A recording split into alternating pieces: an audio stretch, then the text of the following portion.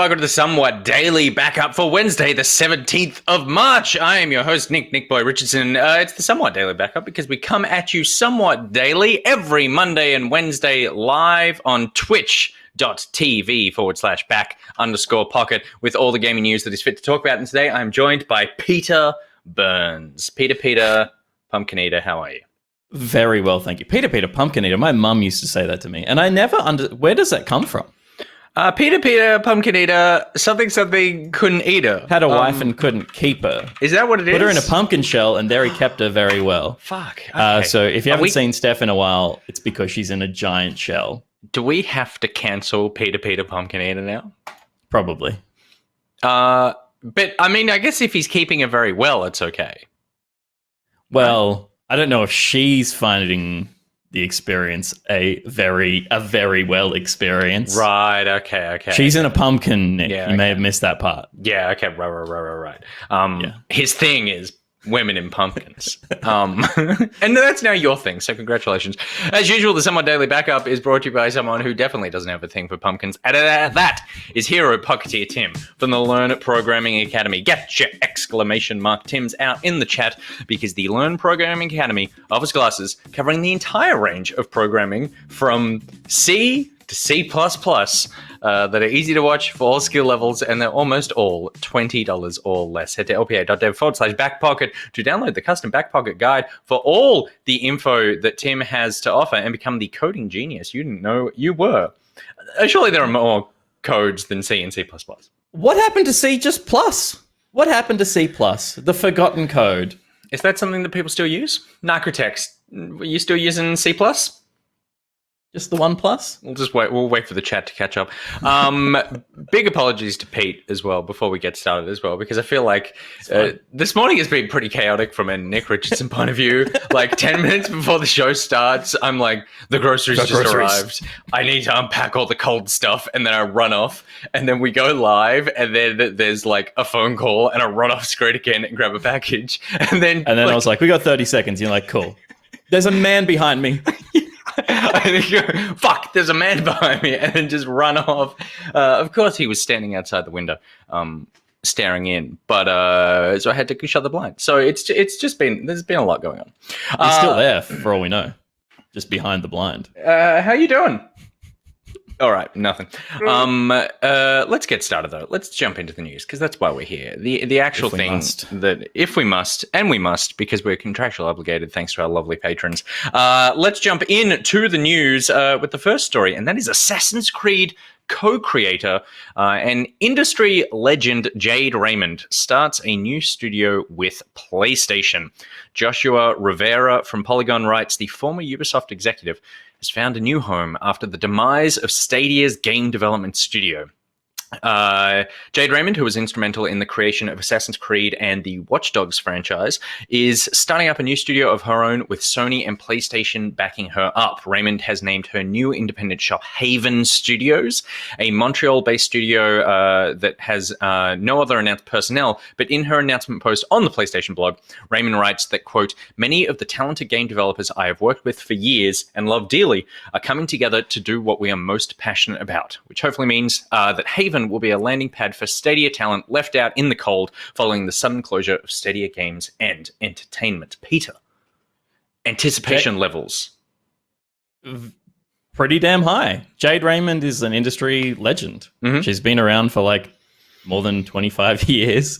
She made Assassin's Creed. She made Watch Dogs. Mm-hmm.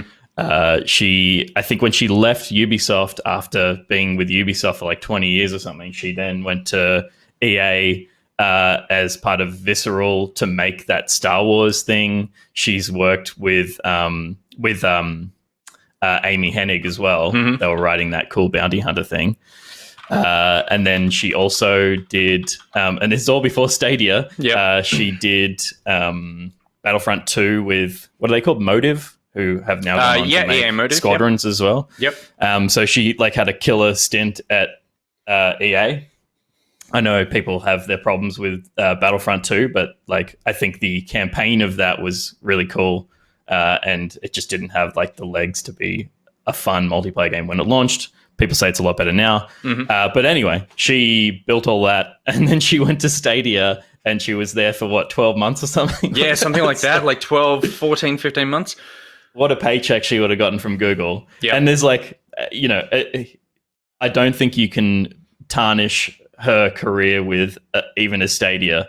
Google are masters of destroying good ideas. So I'm sure that one's all on Google, and she probably had high hopes for that job. It's a shame that Stadia kind of shut down all its internal development, which she was the lead of. So of course she had nothing to do there anymore. So she's gone on to make her own stuff, and I'm sure she's inspired to make something really cool. Yeah, it's big news. Obviously, like Assassin's Creed and Watch Dogs, probably her two biggest legacies, particularly from like a creative input standpoint, I suppose. Like her fingerprints definitely on those games. Like you said, with some of that Star Wars stuff and bouncing around with EA for a while. I think that she's not. It's not, to me. This isn't like Hideo Kojima going, okay, I'm starting my own studio, and I'm like, I cannot wait to see what the next Hideo Kojima game is. She doesn't have that kind of thing for me. What is really exciting to me is that she has basically, in a month, created a new studio from the ashes of Stadia, and has gone, okay, all these talented people who she hired, she would have hired a ton of people that she loves to work with, that she thinks has great ideas, who just literally like wasted their time for 14 months and now have nowhere to go, has gone, I'm going to put you here and we're going to start working on something cool. I'm sure these people had some ideas. Hopefully some of these ideas are ideas that they never put down on paper in an email while working at Google, so that Google can't come after them. But I am really excited to see a bunch of people who I'm sure after, like, we know what it's like to work in these big companies where it's like you just want to do something and they don't let you do it. And so I'm sure that all of these devs would just be like chomping at the bit to put out a video game. And so I think that we'll probably hear something sooner rather than later from them, because they're just like, we gotta get something in the hands. Yeah, for sure. So exciting. Very cool. Very exciting. And like, as you said, it's like she's built this studio basically overnight. Yeah, it's like, that's just a testament to her experience and kind of connections in the industry to be able to go, I'll just make my own thing.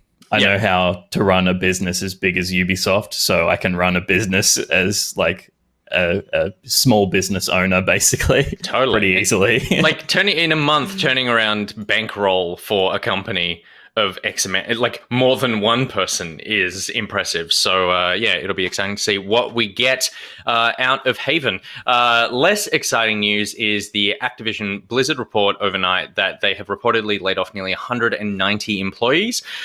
Wesley LeBlanc from IGN writes, Activision-Blizzard has reportedly laid off nearly 190 employees, including 50 employees from the company's esports division. Quote from an Activision-Blizzard spokesperson, quoted to Bloomberg, players are increasingly choosing to connect with our games digitally, and the esports team, much like traditional sports, entertainment, and broadcasting industries, has had to adapt its business due to the impact the pandemic has had on live events. Activision Blizzard operates two massive esports leagues, that is Blizzard's team shooter Overwatch and Activision's Call of Duty series. Both leagues had global, travel-oriented productions planned for 2020 prior to the pandemic, and both had to shift pretty much every part of its operation to online-only production and remote competition. And then Tony Petiti, Activision Blizzard's president of sports and entertainment, told Sports Business Journal in an interview overnight, "We learned a lot last year in terms of how the leagues can be structured for online play, and we'll look to carry forward the best practices from that." Is this the beginning of the end for Overwatch League? Maybe. I think I think they'll do what they've. Look, it's hard to say. COD is heaps bigger than Overwatch, but the CDL is still a very successful entity for Activision Blizzard because they have Miles the Ross, of course, and some other things like they've got a game attached to it as well. But with Miles attached to a thing, it's going to do well. Except for screenplay, famously cancelled because of Miles.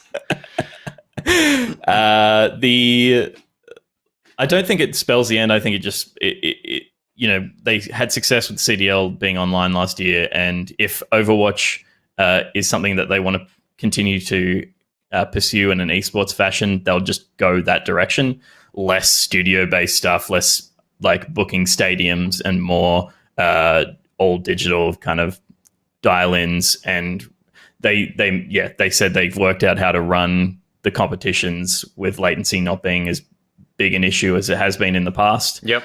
Because that's where these online tournaments kind of fall apart, is the connections to servers. There becomes a disadvantage to players when their latency is a little higher. So that's why it was always local, isolated servers that these major competitions were run on. But if they've got some tech that they can run all this stuff through that they're happy with, then I don't see why Overwatch couldn't move online as CDL did last year. I mean, there's a chance, and I have no insider knowledge, and just caveat. But there's a chance that this is actually a relief for them when it comes to some of their esports, because particularly, like you said, COD's doing very well. With Overwatch League, we've seen numbers declining. We've definitely seen viewership declining. But they went big with it. The idea of like home teams, traveling teams, stadiums in different cities. Like, they put a lot of infrastructure expense around the league. And this could be one of those legitimate excuses, but also like a welcome excuse to go, okay, we're actually going to strip this back.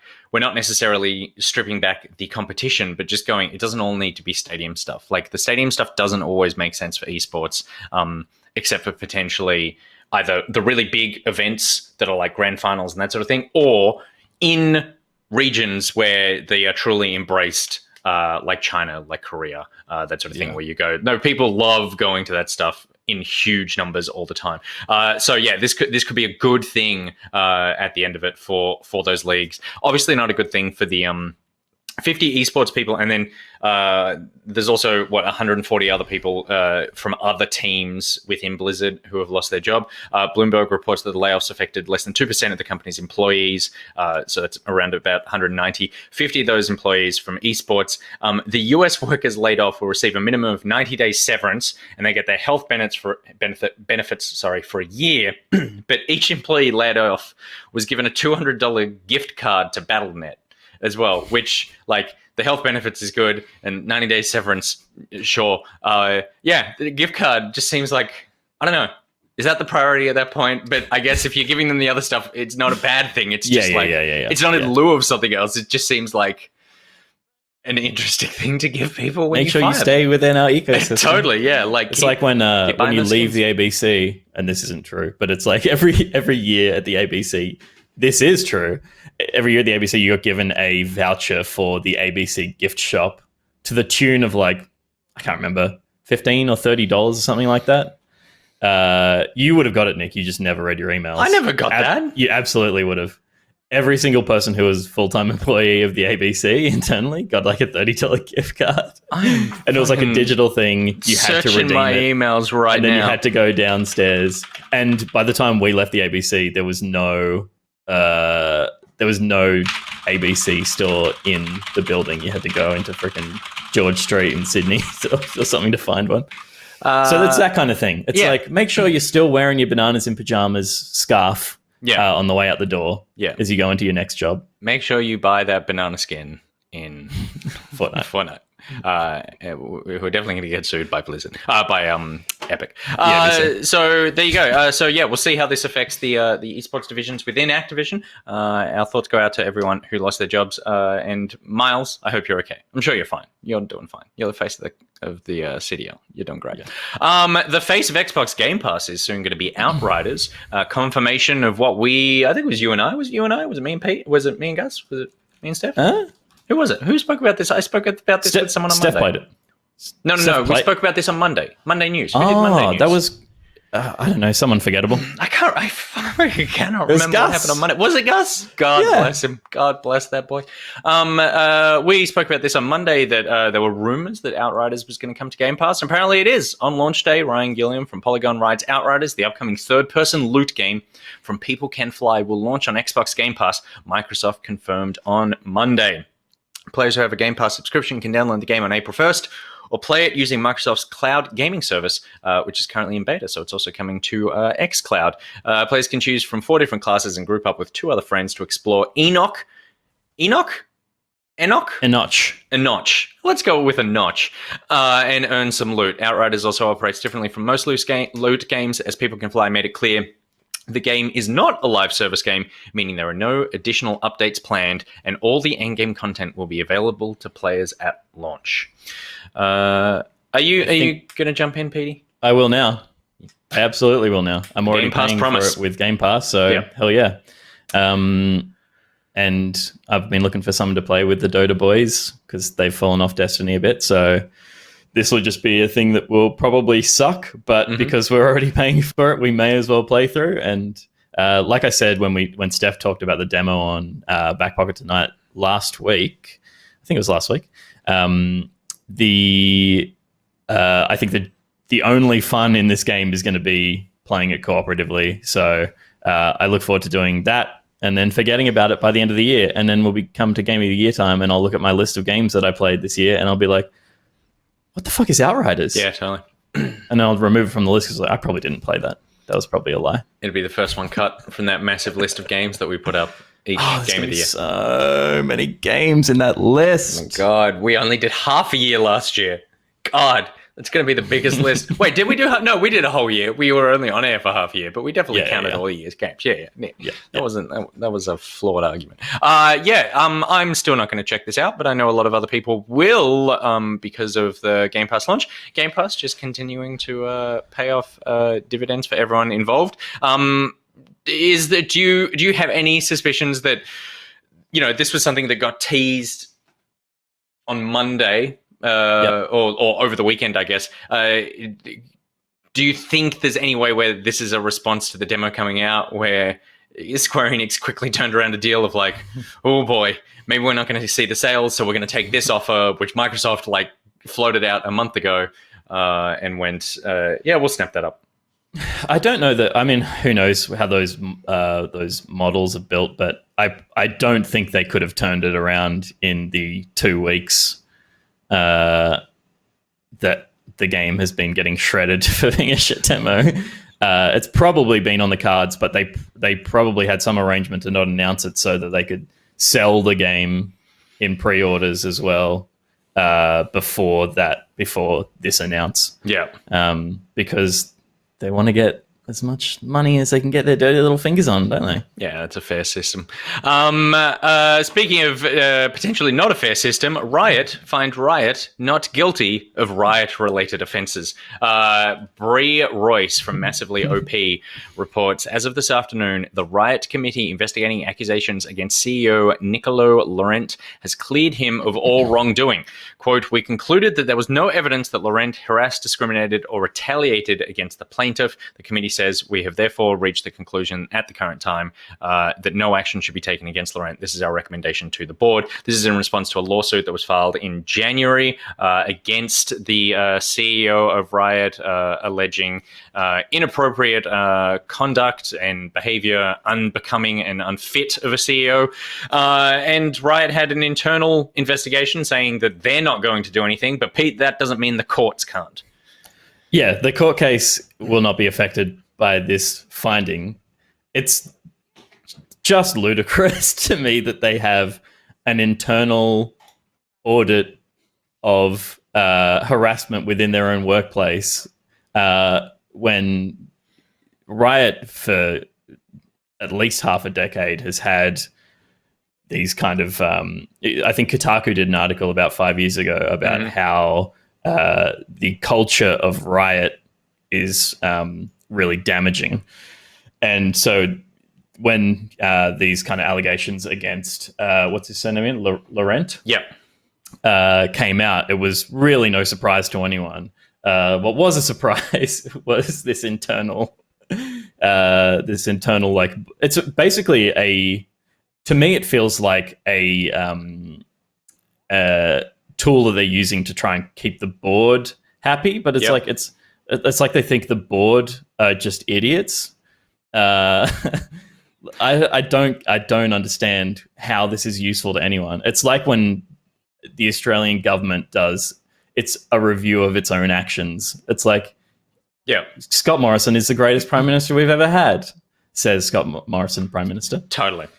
So it's ludicrous. It is, yeah. I mean, like you said, there have just been issues with Riot for years, and it just seems like every time one thing comes up and begins to get resolved, something else pops up. A lot of this has had to do with apparently a very male focused workplace to be in, that it has that sort of like frat boy feeling to it, which makes a lot of people uncomfortable. And it's also something that is very, very hard to pin down in terms of like, is this inappropriate? Is this illegal? Or is this just like making jokes and being larrikins, if you're in this country, I suppose. It's locker room talk arguments, I suppose. But the fact that it just keeps coming up over and over again, you're right. And they have this internal investigation where they're like, their HR department's like, yeah, no, we've found nothing. HR departments, of course, notorious for never looking out for the people who actually they need to protect. Obviously, like we said, nothing to do with the lawsuit. The lawsuit might come out and go, hey, you know what? We actually find you completely guilty of all this stuff, which will then make these people look even more ridiculous and will launch probably another investigation into the investigation unit who are investigating this in the first place. But regardless whether or not he is guilty, Alienware certainly don't want to be attached to the Riot brand anymore and have removed themselves as a key sponsor of League of Legends esports a year before the global contract is actually supposed to expire in 2022. They've pulled out, and Jacob Wolf of Dot Esports said Alienware will terminate its global esports partnership more than 10 months early. In discussions with Riot, Alienware cited its concern with the game developer's public image amid harassment claims and other controversies. The deal between Alienware and Riot was to expire originally in January of 2022. Riot removed Alienware branding from all of its competitive league broadcasts last weekend. Yeah. That to me was interesting because that announcement by Alienware happened before the internal audit findings were released. Yeah, that was last week we heard about that, I think. Yeah, so either Alienware knew this was coming and thought it was going to be bad. I mean, like, let's not give Alienware full credit. Like, they signed up with Riot knowing full well that there have been allegations of misconduct at Riot before.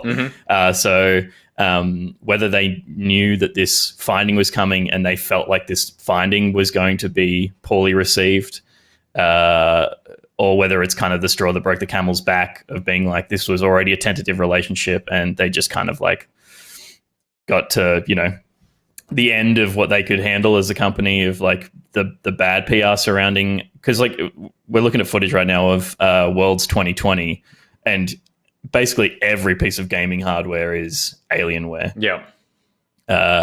So like they're a core, like, at least product partner. I'm not sure what the tune of their sponsorship was. No, I'm not sure either. But removing branding is one thing, but like if they have to remove all the hardware out of their setup as well, that is my worst nightmare. It's like, we're gonna have to replace all the systems. It's like, okay, yeah, great. Yeah, that's totally true. So we're gonna see how this lawsuit pans out. I should also mention, obviously, I worked for Riot on a contractor basis for a couple of years with Oceanic Esports here in the country. So just putting that out there is like, I don't know, whatever kind of disclaimer you need saying that I was there. And now we'll move on. Moving on to the next one. And this is actually a good story. This is a great news story. We had a couple of duds. We had Activision-Blizzard, we had Riot, and we had the fact that Outriders exists. But now a happy story, and that is Rockstar thanks GTA Online player who fixed poor load times and have released the official update that Toast found to shorten the load times leading into GTA Online by nearly 70 to 80%. Andy Chalk from PC Gamer reports, Rockstar Games has confirmed to PC Gamer that a fan-made solution to GTA Online's abysmal loading times will become official in a forthcoming update. That update dropped overnight, I believe, so the patch is now out. As a reminder, we covered this on the show last week or the week before. At the beginning of March, GitHub user Toaster CX, who also goes by Toast or Tost, claimed that they discovered a way to reduce GTA Online loading times by 70%, and it was just a tiny tweak to what I assume is an INI file. Because it always is. Peter, it's always an INI file. No, it was a .json file. It was a JSON file, that's right. It was the other one that it always is.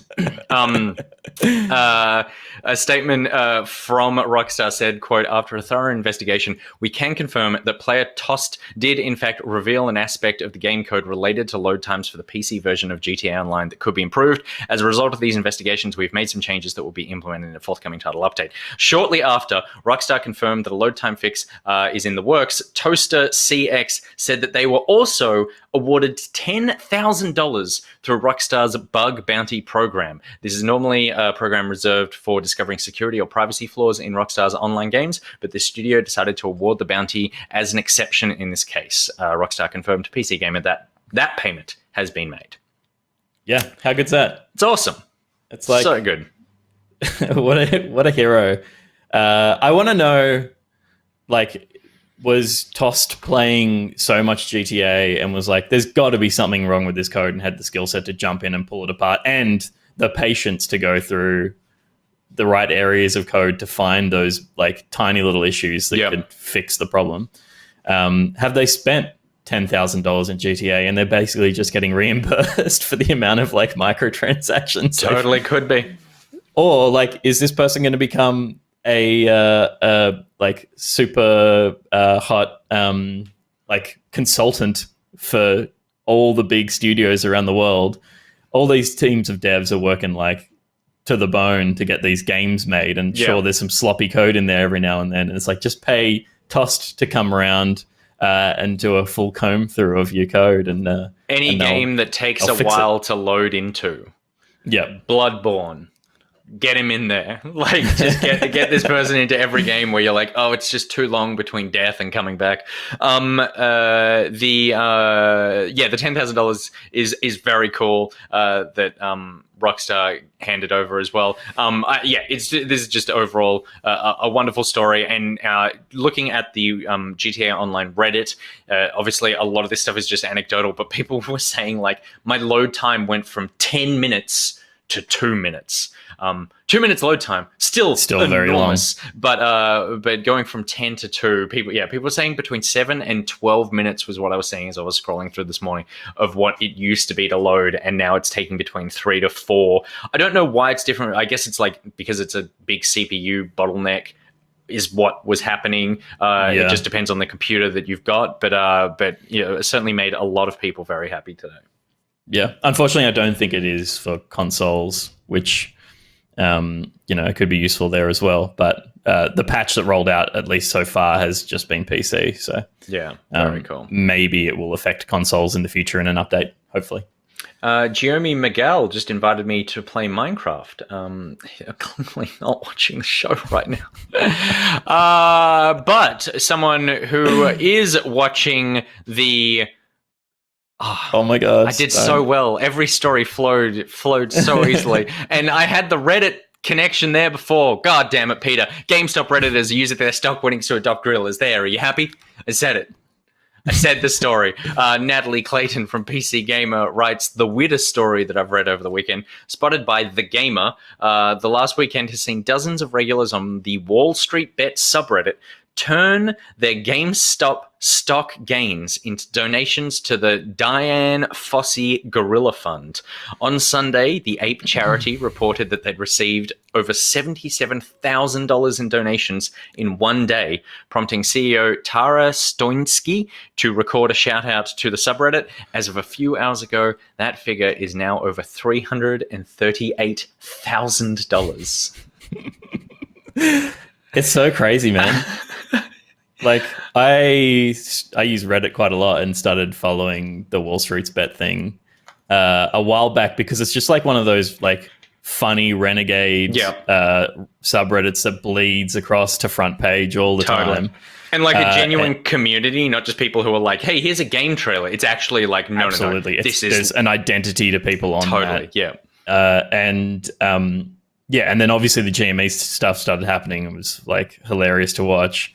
And and it's just like, it's so funny the way that these people choose to be trolls. Like, it's trolling in a really helpful, sweet way. It's still connected to their identity because, for people who aren't aware, they one of the nicer terms that they give themselves. They give themselves. They give themselves. They call themselves some bad things, but one of the things they call themselves is apes or monkeys. By comparison to the supposed geniuses working at the stock exchange and hedge funds and stuff like that. So they're just like, they're apes or monkeys to the actual people in power. But the apes together are strong. And so they rallied around this meme and this identity, and then people started putting money where their mouth was and adopting gorillas, and it's wonderful. It's just so nice that Reddit is like true chaotic neutral. Yeah, it's just like there is rhyme or reason, but it's very hard to find.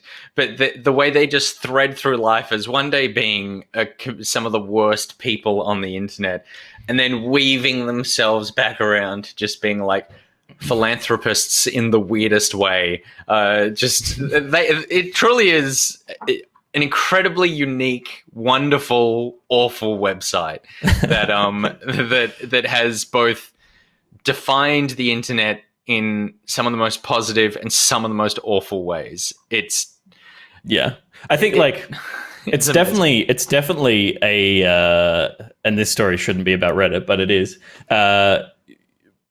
You can see the connective tissue between it and like 4chan. Yep. The boards kind of that were before it. And those boards were so much about anarchy and like were populated entirely by sad anarchists. And Reddit still has some of that, but you're able to hide it away because it can exist on the Donald Trump and this r/conservative bullshit subreddits that you don't have to get exposed to, and you can be exposed to so many wonderful different little communities. And some very extremely wealthy communities like the Wall Street spec community, who are still just the same old internet trolls, but are now some of them millionaires. Like this GME thing is like, sure, some people who were not very wealthy have made a bit of money, but like we're talking about people who have, like, I saw one guy on there he's got $1.3 million of stock invested in GME right now, and he's like, but he started with $60,000. Yeah. It's not like these people are just becoming overnight millionaires. They're people who have made money, have a lot of cash to invest in the stock market they were going to do anyway, and to rally around these things, it gives this whole group a lot of power. So it's fun to watch them be stupid in a way that is having positive effects. Totally, and it is just like it's like the GameStop thing died down. The people who made their money.